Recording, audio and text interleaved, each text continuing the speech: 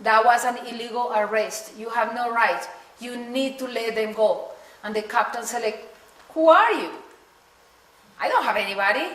He said, no. You do have those men, and we want you to set them free because you have no right. He said, I'm not going to do that. He said, no, we will stay here until you do that. We are not going to move until you do that. The captain was very annoyed because it's not that easy to deal with 100 people. Okay, there are too many witnesses when you have 100 people. So the captain said, okay, who is your leader? Let me talk to your leader. And Renato said, I am the leader. Talk to me. And after Renato said that, a young man stepped forward and said, you're not the leader, I am the leader. And after that, a young woman stepped forward and said, they are lying, men are always lying, I am the leader. And then an older woman said, don't believe them, I am the leader. After that, the captain was, all right. He could not deal with these people. These people broke his expectations. They were not playing alone. He needed to talk to somebody, and these 100 people, were not going to allow to have one represent the group. They all were going to be the leader. And the captain said, all right, I give you the youth. And he actually returned the youth to the community. Were they, the group that went with Renato, were they trained to say that, or did they do that spontaneously? They did that spontaneously. Now, it's two things. They did that spontaneously. On the other hand, every single member of the community is educated. One of the principles of the community is that every single member of the community is valuable, is absolutely fundamental to a community, and that leaders are plenty, and that everybody will be a leader in his or her own way. So it's amazing, because what I'm telling you is an example of not knowing. I mean, they didn't know what was going to happen. They didn't know the captain was going to say that.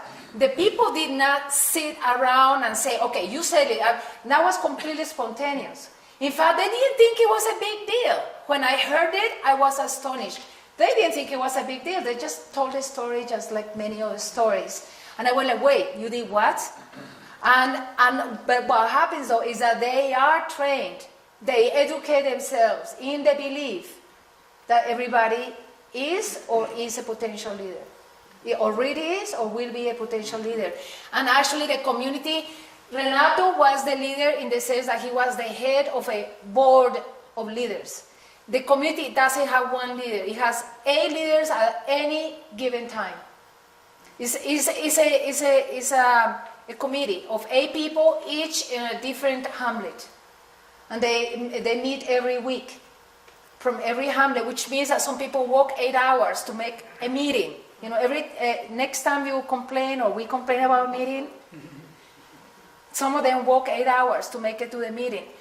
So they have 8 members that are elected for 2 years, and then you have a re-election and then re-election, which means that the leadership is constantly changing, and everybody should be capable of taking a leadership role in different ways. Because not everybody is vocal, not everybody is verbal, and they recognize that some people are really good at something and others at something else. You know, natural hierarchy, that principle that is also very connected to Tibetan Buddhism, and is recognizing kindness and eliciting a transformation in the person who is listening. Bye. It's all right. It's okay. We understand. This is all very fine, but I guess I can appreciate nonviolence very deeply. However, I wonder about how you go to the core of the origins of the problems and resolve them at that level, and then don't have to deal with nonviolence, because nonviolence is the way of all the parties involved when they can understand each other's dilemma and they work these things out based on the core issues.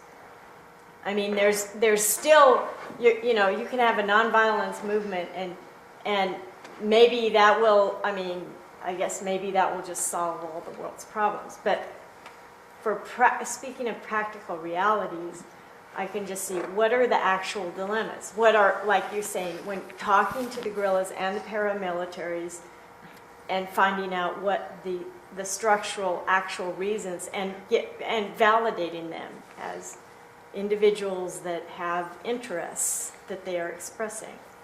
And what are those interests and how do you get everybody's interests met? You know, and what, I mean, and ultimately, of course, my belief is that if we got out of Plan Colombia, and I think the whole thing is a plan. It's a plan that goes much deeper than just Plan Colombia per se. It's a way of getting drugs up to the United States, like Gary Webb described, into the inner urban areas and destabilizing the population, you know, the general population in the United States as well. It's a very deep, involved plan. It's a very, very big deal. It involves the Project for the New American Century. You know, the people that are behind all of this, the power brokers, you know, and we can be working on nonviolence, you know, and we're always going to have plenty of business. Could I ask you what the question was, or if you could? The question is how can we start to, as a culture, approach the core issues and take this nonviolence actually to a higher political expression? I could not answer fully that question. But I will say this. I will say that going back to the principle that we are talking about, do we know what the core issues are? I think that's, you know, we could not go to the core issues unless we know what the core issues are. And the core issues are definitely not only political. So what are the core issues? You're talking from the perspective of the United States. Well, those are some. I think largely it's that there are some people that feel they need control over others because of some insecurity or fear that is not based in reality, and so exposing that. There's many things implied in what you're saying, and I think that I completely understand what you're talking about in the sense of, if I'm not mistaken, saying, okay, so what are the implications of this? Like what I feel like when I hear what you're saying, I mean, you can go so deep. You can go to like look at Monsanto. You can look at Monsanto helps support all the spray croppings, you know, the coca. You can look at Halliburton. You could even look at like military clothes in Colombia isn't even made in Colombia. It's made in the U.S. Like Military what? the uniforms. The uniforms aren't even made. They're made in the U.S. Like weapons, like machines, you know, helicopters. They're all coming from the U.S. It's all supported by Halliburton.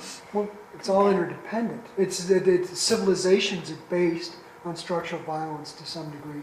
Wealth gets redistributed to groups of people.